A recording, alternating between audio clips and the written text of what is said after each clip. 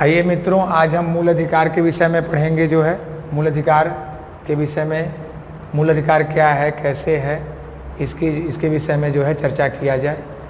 तो संविधान के भाग 3 में मूल अधिकार है। मूल अधिकार, इसे हिंदी में मूल अधिकार कहते हैं और इंग्लिश में इसे कहते हैं फंडामेंटल राइट्स। मूल अधिकार और इंग्लिश में कहते हैं इसे फंडामेंटल राइट्स। मूल अधिकार क्या है? मूल अधिकार, प्रश्न ये आता है कि मूल अधिकार क्या है। तो मूल अधिकार वह अधिकार है जो एक व्यक्ति के संपूर्ण विकास के लिए आवश्यक होता है। मूल अधिकार वह अधिकार है जो एक व्यक्ति के संपूर्ण विकास के लिए आवश्यक होता है, उसे मूल अधिकार कहते हैं। यानी मूल अधिकार जो व्यक्ति के व्यक्तित्व के संपूर्ण विकास के लिए जो आवश्यक है, जो अधिकार उसे जरूरी है, जो अधिकार उसे प्राप्त होने चाहिए, उन सारे अधिकारों को मूल अधिकार कहते हैं। मूल अधिकार की शुरुआत कहाँ से होती है? तो मूल अधिकार की शुरुआत जो है ब्रिटेन से होती है। किस देश से होती है? ब्रिटेन से।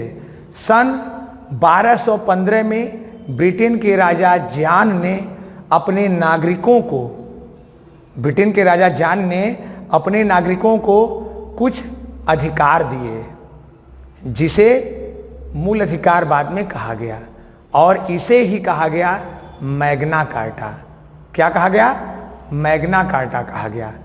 मैग्ना कार्टा फ्रांसीसी भाषा का शब्द है, लेकिन जो मूल अधिकार जो है, कुछ अधिकार जो अपने नागरिकों को ब्रिटेन के राजा जॉन ने सन 1215 ईस्वी में दिया, उसे ही जो है, उसी से मूल अधिकारों की शुरुआत मानी जाती है।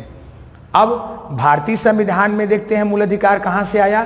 तो भारतीय संविधान के जो मूल अधिकार का स्रोत है वो है अमेरिका का संविधान। यानी हमारे संविधान में मूल अधिकार कहाँ से लिया गया है? तो अमेरिका के संविधान से लिया गया है।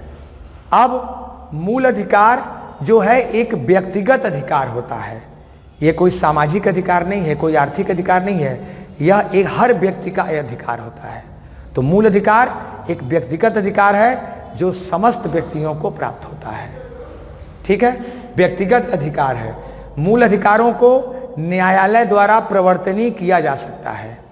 इसका तात्पर्य यह है कि मूल अधिकारों को हमसे कोई छीन नहीं सकता है। मूल अधिकारों को हमसे कोई छीन नहीं सकता है। हमें हर व्यक्ति को, भारत के हर व्यक्ति को, हर नागरिक को व्यक्तिगत रूप से प्राप्त है। अगर किसी व्यक्ति के मूल अधिकारों को कोई छीनता है तो उसे जो है न्यायालय द्वारा प्रवर्तनीय का मतलब कि न्यायालय द्वारा उसे लागू कराया जा सकता है। और मूल अधिकारों को छीनने पर जो है उसे लागू कौन कराएगा? तो सुप्रीम कोर्ट और हाई कोर्ट। मूल अधिकारों को लागू कौन कराएगा? तो सुप्रीम कोर्ट और हाई कोर्ट। हम और देखते हैं कि मूल अधिकार व्यक्तिगत अधिकार है। हर व्यक्ति को यह अधिकार प्राप्त है क्योंकि हर व्यक्ति के व्यक्तित्व का विकास होना चाहिए। तो मूल अधिकार व्यक्तिगत अधिकार है, न्यायालय द्वारा प्रवर्तनीय है, यानी इसे कोई छीन नहीं सकता, इसे कोई कम नहीं कर सकता है।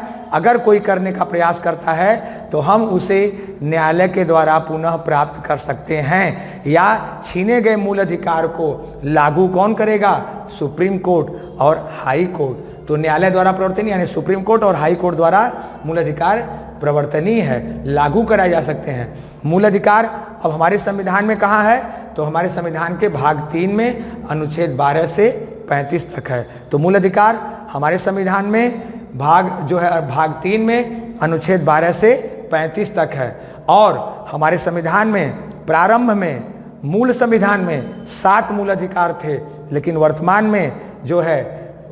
में केवल 6 मूल अधिकार हैं। एक मूल अधिकार जो संपत्ति का मूल अधिकार था, वह 42वें संविधान संशोधन द्वारा सन 1976 में, 42वें संविधान संशोधन सन 1976 में इसे जो है संपत्ति के जो मूल अधिकार था उसे अब एक कानूनी अधिकार बना दिया गया और उसे अनुच्छेद 300 क में रखा गया है।